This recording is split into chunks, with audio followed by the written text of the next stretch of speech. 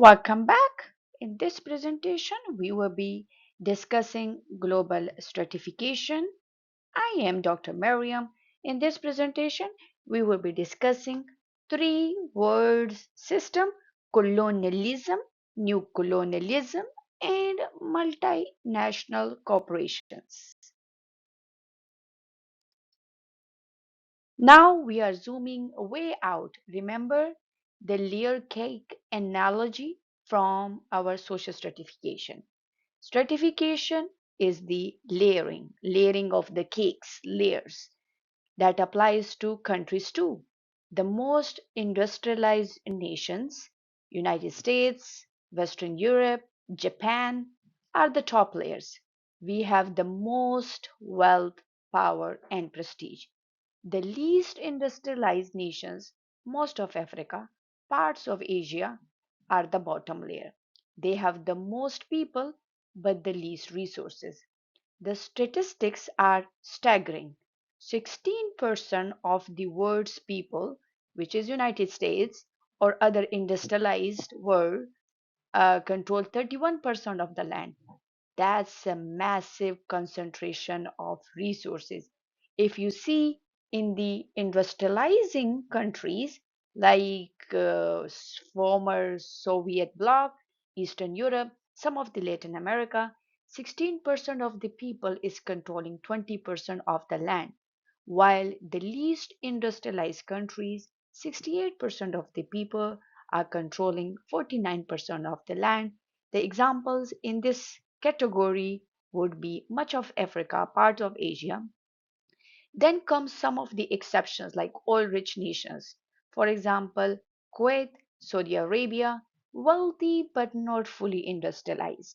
So global inequality in wealth, power, prestige. So we will be discussing all the global economy, the global stratification system on the basis of these three characteristics. Let's discuss some of the least industrialized nations. This section is a gut punch. The textbook shows photos of family living inside a literal garbage dump. That's not an accident or a metaphor. It's real. In Cambodia, people live on the dump, eat from the dump, and raise their children there. In Brazil, death squads, sometimes led by off duty police officers, murder homeless children because they are inconvenient to store owners. The conflict perspective asks who benefit from this? The local elite and the global corporation who don't have to pay taxes or living wages. Why does this happen? Extreme poverty, tiny elite class, ineffective social institutes. They are not punishing elites or the off duty police officers for the death of homeless children. And the last but not the least, devaluation of human life. In the word layering system, the first one is the colonialism. Colonialism is the original sin of the global stratification. The countries that industrialized first, Britain, France, Holland, they didn't just get rich by working harder. They got rich by conquering weaker countries and stealing their stuff. They would send in the army, plant a flag, and then extract all the gold, diamonds, rubber, and human labor.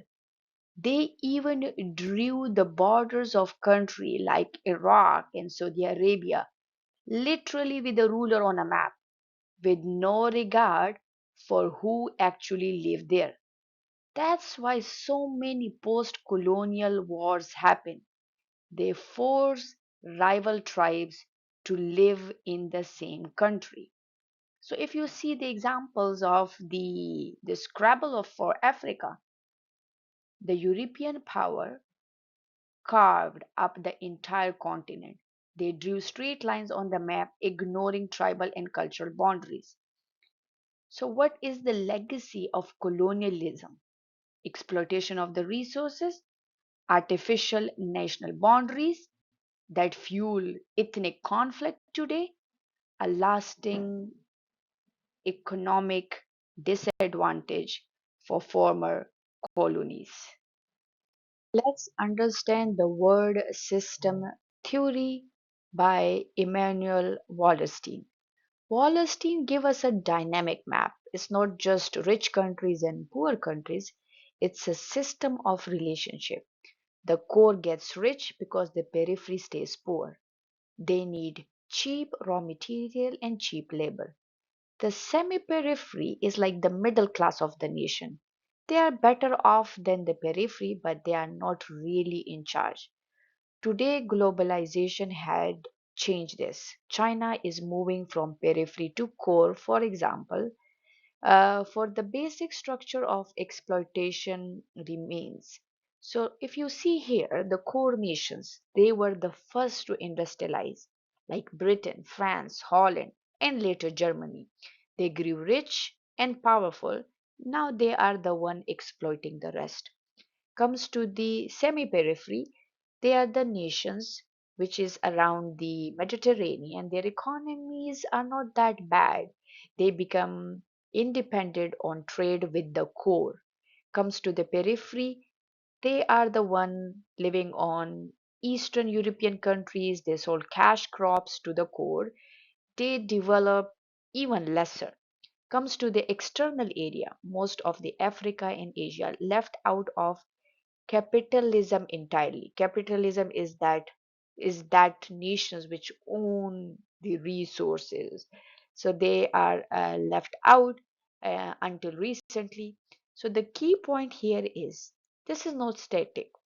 The list keeps changing. As I give you the example of China, China used to be in semi periphery or periphery, but now they will go all the way up to the core nations. The other theory is the alternative theory. So, alternative theory is giving us the perspective on the culture of poverty. This is controversial theory, and the textbook is clear that most sociologists reject it. Why? Because it sounds reasonable on the surface. Maybe poor villages are stuck in traditional ways, right? But the critique is powerful. It's blaming the victim. It says the poor nation's culture is the problem, not the fact that the richer nations stole their resources and keep them in debt. It's like telling someone who was robbed, well, you should have a better attitude about money. So, while there is a tiny grain of truth about the risk aversion, most sociologists go with the colonialism or colonial rule and the word system theories. So, if you see the person who was representing this story was the Oscar Lewis and John Kenneth. So, they are arguing that some nations are stuck in the culture of poverty, means either they are in the fatalism. What is fatalism? That my position is the God's will. For example, Dalit in India, they accept their suffering as karma from their past life. Or the second thing is uh, they are risk aversion, means the farmers cannot experiment with new techniques because failure means starvation. So that's why they are not experimenting with the new techniques, and that make them poor according to John and Oscar. But other sociologists would argue that they said, no, it is not that, it is the structural problem. The rich nations are basically coming and taking their resources. Now they are with limited resources. That's why they are behaving the way they are behaving now. So, if you see here at the bottom, the sociologist is critiquing it. This theory is blaming the victim. It ignores the colonial rule, the new colonialism, and the global power structures. It says poor people are poor because of the bad attitude, but it is the other way around. Let's discuss the second world system, new colonialism. Colonialism was about direct conquest, right? Like going there and conquering the whole country. while new colonialism is about death. It's more subtle, but just as effective. Imagine a lender that gives you a credit card with huge interest, and then you spend your whole paycheck just paying the interest. You never get ahead. That's the situation with many poor countries. The West sells them weapons they don't need, they borrow the money, and then they are trapped. The United States overlook human rights abuses in Saudi Arabia because Saudi Arabia or the Saudis keep oil prices subtle for us. That's new colonialism in action. So it is less violent than the colonial rule, which was about direct conquering the other nations. But how it works? One is selling the weapons. Second thing is to keep them in debt and a lot of interest. So poor nation must spend their limited money on debt payment instead of building schools, roads, and factories, and then they become even more poorer. So the example would be Great Britain.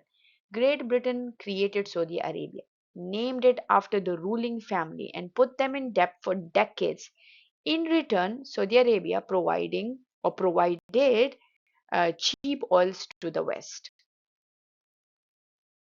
The third world system is multinational corporations. So, multinational corporations are the companies that operate across many national borders like Apple, Nike, Shell, Coca Cola. So, multinational companies are a double edged sword. On one hand, they exploit the cheap labor and pay bribes to the dictator. On the other hand, they are the one bringing jobs and infrastructure so desperately to the poor places that they are willing to work for them. The text example of maquiladoras is perfect. A Mexican worker might be thrilled to make 168 a week. That's a life changing for their family. But from a conflict perspective, that same worker is being exploited because a US worker doing the same job would make $20 per hour. Meanwhile, the factory's pollution doesn't respect borders. So, who is right? Both. That's why global stratification is so complex. So, global stratification is maintained by these multinational corporation bringing factories to the poor countries to get a poor labor. They are paying bribes to the business climate favorable organizations, and they are also giving money to these elites, which the elites of that specific country, poor country, buying weapons to stay in power to oppress their own people. Now, look at this one. Here, the rich company is not going to that poor country and conquering them. So, colonization is not happening. They are not putting them in debt. So, new colonialization is also not happening.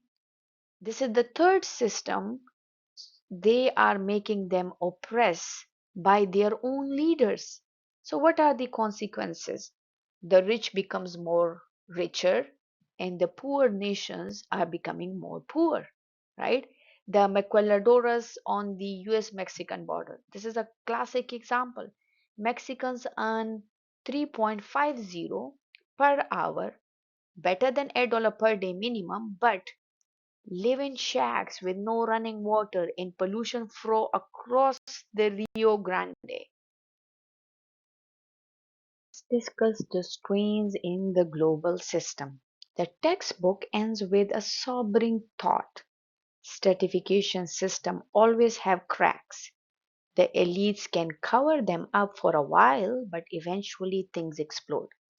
The 2022 invasion of Ukraine in the textbook example is the classic example of strain in the global system. Russia, a former superpower, feels humiliated and left behind. So Putin invades to try to regain power and influence. The outcome is uncertain, but it's a perfect illustration of conflict theory on a global scale. Groups, these nations fighting over scarce resources, land, oil, influence, and China is watching and rising. We are living through a major historical realignment. So, the major historical shift here, if you see in this one, is the China. So, the takeaway from this slide would be that the global system is always changing. Those nations which used to be in periphery go up to the semi-periphery and go up to the core, right? And we are living through one of those big shifts right now. Great job getting through a dense chapter. For your test, focus on the four key systems. One was slavery system, caste system, state system, and class system. Two of them are completely closed, the slavery and the caste. No one can go up or down. State to some extent, but the class one is more open. It doesn't mean it is fully open, but people can go up or down in the class system.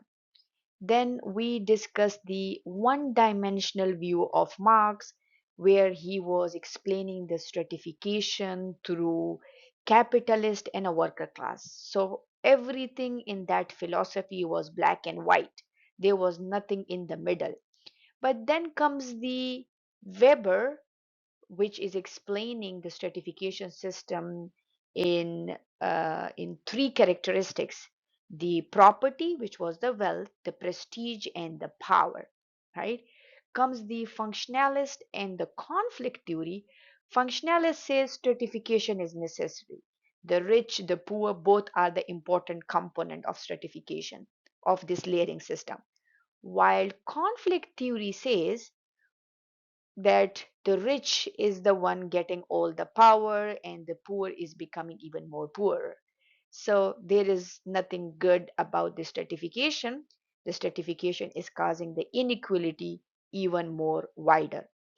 Then comes the colonialism and new colonialism. So colonialism is about conquering the poor nations on a global scale, while and then taking their resources and making them even more poorer, while the new colonialism is not going directly and taking their resources but indirectly making them in debt, and then when they cannot repay that, then they have to repay in their resources which they have. So this is how they become even more poorer, just to pay interest on top of interest. So these are the classic sociology exam questions. And the multinational companies is again the rich nations making or creating these multinational corporations in the poor nations, one taking their resources through those corporations but also exploiting them. So now towards the end, you see the world order is changing. Some countries which used to be at the bottom, now they are coming more on top, and there were some countries which were in top, now they are going not to the bottom but somewhere in the middle layer of this stratification system. Thank you for your time. It was a wonderful presentation. We are continuing this series of sociology, which is a part of the course SOC 122, Introduction to Sociology. Till now, we covered a couple of chapters, and we will be continuing this series through our next presentation. So, see you and next presentation. Till that, have a good night.